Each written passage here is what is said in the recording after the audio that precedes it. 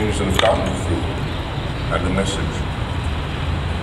It came like a flash, a pulse, really. It was a Saturday, May 17th, 2014. A friend of mine blessed me with his generosity to get a new pair of boots. Unbeknownst to me at the time, I wasn't really going to put those boots to much use after that. These boots I'm wearing here. We had just arrived at the mall. On my exit of the car as I stood, I suddenly felt, as I said prior, a pulse one time in my head. Whether or not others can relate or have a different story, this is mine. The pulse was so strong it took my balance away. Everything became discombobulated. My vision went wavy and blurry, like one standing on a boat. I remember putting my hand on my head, forced to take a seat on the hood of the car. My mother was worried, giving that look of concern that mothers tend to give. At the time, I didn't think much of it. We get weird feelings from time to time, no big deal. After exiting the mall, my new boots in tow, again the pulse came, seating me without a choice. The first time, it was not a big deal.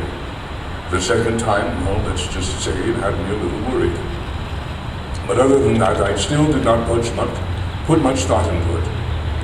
A few days went on, not many, until for the same friend who gave me the boots requested I help him with yard work, removing trees, weeds, and tidying the yard of things no longer needed. It was around then that I started to realize things weren't like they were before. I no longer had the oomph in which I needed to do the job. Before I fell ill, I was working out and no stranger to hard manual labor, so I pushed on and did the job. I remember being driven back to my house. I was so out of it, I didn't even recognize the houses on the street which I lived. Like many of you, things only got worse from there. The fatigue, the foggy brain, the aches and stiffness, hardly being able to mow the front lawn without feeling like the strength was sucked out of me by a giant syringe strapped to a vacuum. Like many more though, the doctors were at a loss. One time, only after a few tests, I was just simply told I'm out of ideas, and had to go on from there. Find a new doctor and start fresh. After a certain point of doctor after doctor, you can begin to feel like a broken record player. Every new doctor brings repeating the same symptoms over and over again. Each time repeating yourself gets harder. Getting the same quizzical looks, bringing the same exact questions you always begin to expect. How has your motivation been? Do you often have feelings of anxiety? Do you think that you are depressed? It almost seems medically taboo to tell a doctor you're not depressed. Oftentimes they've given me an impression of surprise when I tell them that I'm more than motivated to want to find a job, to help around the house, to follow and do the things that I want to do.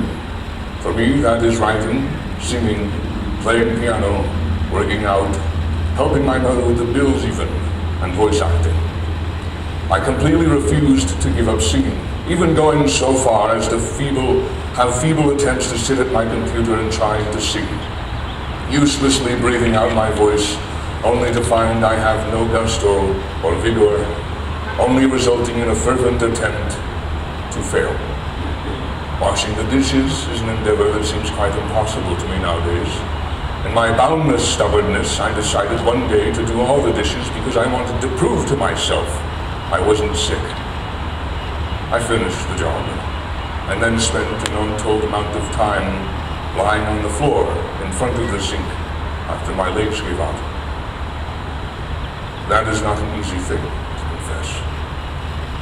And in voice acting, I have been able to do as the only job I am capable of at the moment. Still not by much. But in what I can, I thank the Lord every day for that. But I digress. A million voices cry out for a fair shake in the medical room, and 2 million doctors cry out, you get nothing. Why 2 million doctors? A bit hefty, don't you think?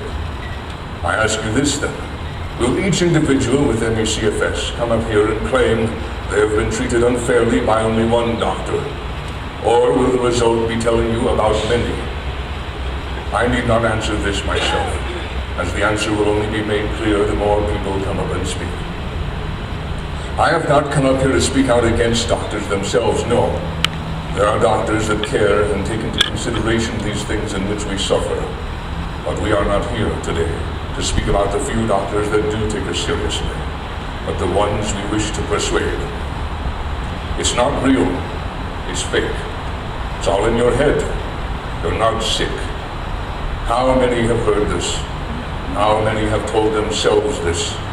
How many people have slowly started to feel that they are insane or simply conjuring up an illness to get out of the responsibilities of life? I know I have, more times than I can count.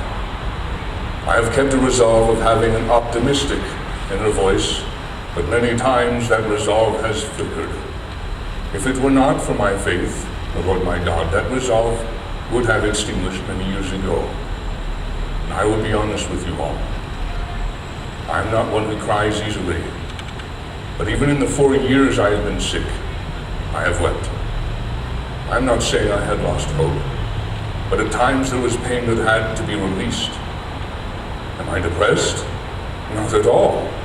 But this sickness has given me times of sorrow that many of you have had, that many of you deal with worse than I.